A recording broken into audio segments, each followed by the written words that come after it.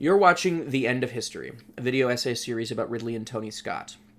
It is here that we must take our leave of Tony. We've already covered pretty extensively what Ridley's worldview becomes in the wake of his brother's passing, but what we haven't covered happens to be my favorite subject.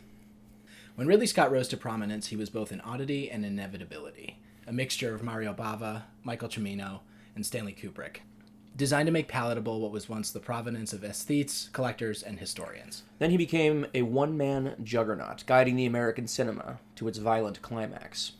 Then he saw the film culture he helped create turn formally dull and conservatively mission-driven, and he wanted no part of either impulse. In the decade beginning in 2012, he found himself bereft of his most important collaborator, freed from the rigidity of shooting with 10-minute film magazines by the advent of state-of-the-art digital technology, looking at both his birthplace and his adopted home descend into insanity, thinking about the end of his life as he moved from his 70s into his 80s, imagining his legacy as the number of films he was guaranteed to make became finite. His response to all that? Burn it all down and start over.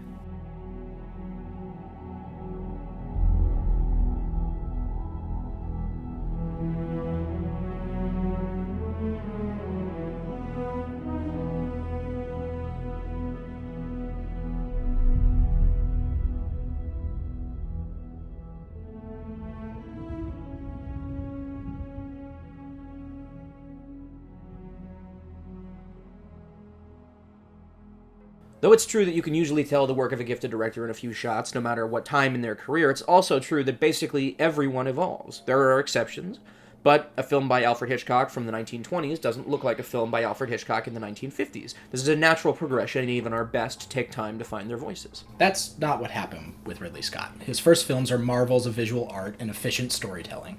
As he aged, his shot lengths decreased. His emphasis on tactility took precedence over his ineffable air of melancholy and alienation. And then, as happens to many, especially in the 21st century, he entered his late phase. Back in 2019, I was fortunate enough to review Martin Scorsese's The Irishman for the Los Angeles Review of Books. Jesus, brag about it, why don't you? It was a great piece, and I will be quoting myself.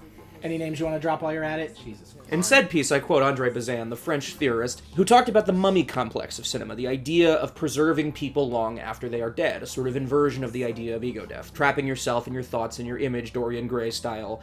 Late cinema is what happens when you're actually staring death in the face, and have the technological ability to say and do whatever you want. Or perhaps more accurately, you lose whatever protective impulses might have kept you from only showing what is realistic or possible in a decidedly non-fantastical context. Compounding things, Scott was not only facing his own death, he was touched by death when his brother, a man who seemed immortal, immutable to people like us, died. Ridley Scott's version of late cinema has been a little different from, say, Scorsese's or Alain Resnais, because his days as a man making pure art in a modernist context undergirded by a public with a healthy interest in modern art's intrusion into the cinema were over before they properly got started. So as an entertainer, with the eye of a Baroque master and his finger on the pulse of the American imagination, what does it look like when he stops caring what we want?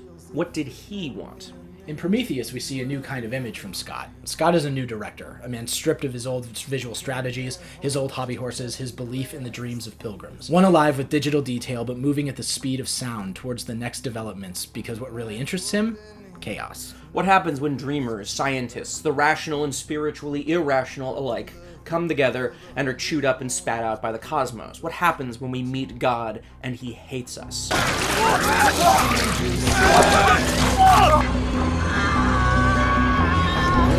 And you're heated. Get ready to shield yourself. On the night of the Lord is here. I need to know why. What did we do wrong? Why do you hate us?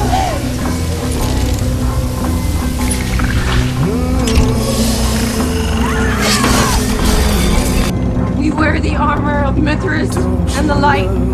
We are shielded.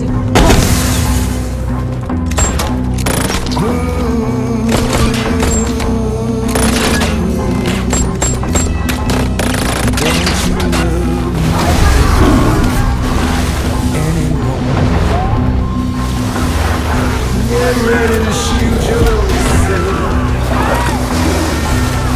from out catastrophic.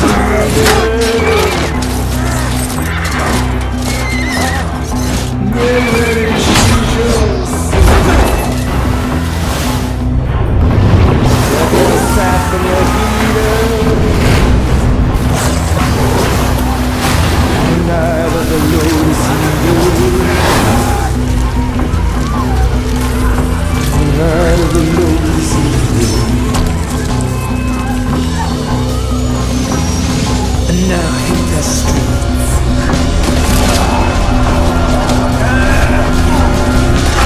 Hit the streets.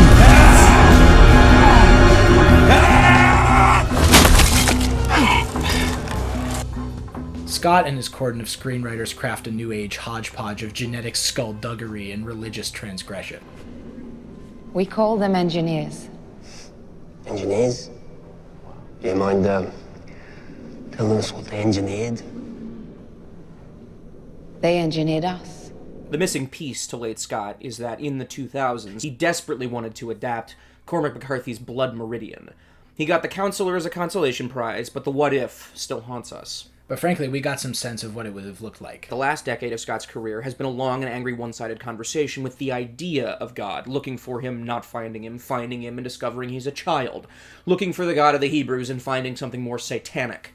His films show people begging for help from the universe, and even with God right next to you, finding themselves alone. Exodus was an outlier, it must be said, and a film he agreed to make before Tony died, but undeniably a movie about what was on his mind. Also, from this time period, the pilot to a show we'll never see called The Vatican, that Scott directed, is made. He, shall we say, recanted almost immediately. Moses and Ramses are reborn, baptized by the Red Sea. Ridley Scott leaves them there. Now you're impatient. After 400 years of slavery. Am I the only one sitting here who's done nothing about this until now? I do know a few things about military action. Still, if you're not going to listen to me, then why did you take me away from my family? I didn't. You did. You don't need me. Maybe not. So what do I do? Nothing. For now, you can watch. The Martian, Alien Covenant, All the Money in the World, The Last Duel, even House of Gucci in its way, with all those Italians crossing themselves as no one swoops in to save them. These are movies about an absent, godless universe. Covenant is his most overtly religious film in that it's his film that refutes religion. A woman using the nails of Jesus to defend herself is nevertheless sacrificed to the absent god of progress and perfection by a Nazi robot, styled after Lawrence of Arabia. A man who believed in gassing children, who is presented by David Lean as a man who just got a little lost in the desert. Scott has David, played by Michael Fassbender, take on his hair, his affectation, his speech patterns and accents, and finally, the one thing Lean couldn't show, his genocidal indifference to human life. Michael George Hartley, you're a philosopher.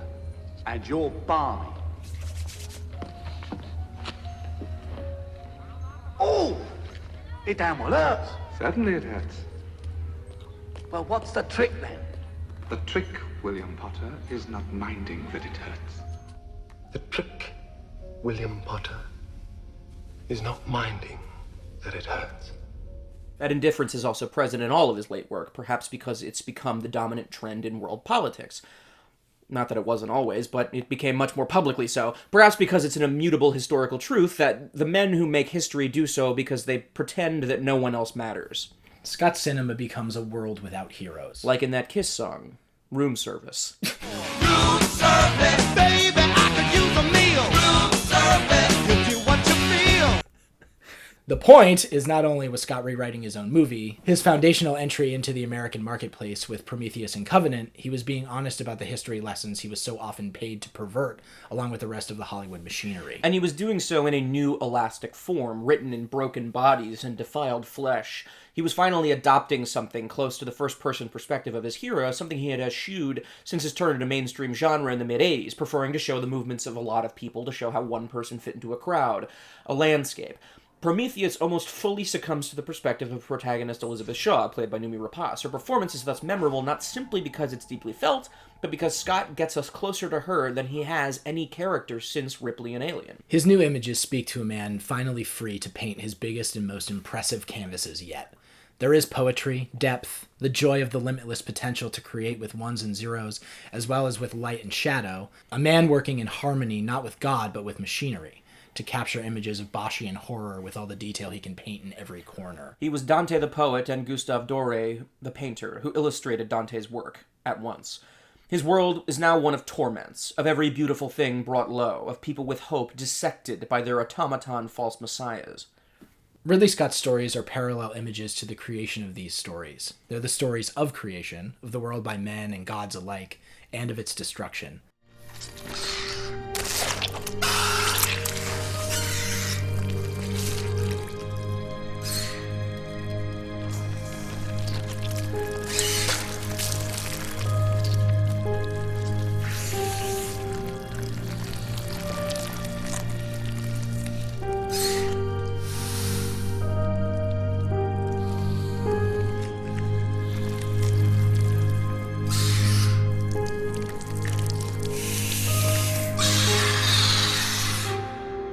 Think of Mark Watney, sent to discover Mars. In the end, lifeless Mars nearly swallows him, just as the men who conquer the world through capitalism abandon their children to pain and death. We've mentioned before that Scott's films are deeply unfashionable now. Like Roland Emmerich or Steven Spielberg or anyone who once made era-defining blockbusters, Scott's become a bizarre fixture in cinema, someone now only heads like, while the broader public ignores him.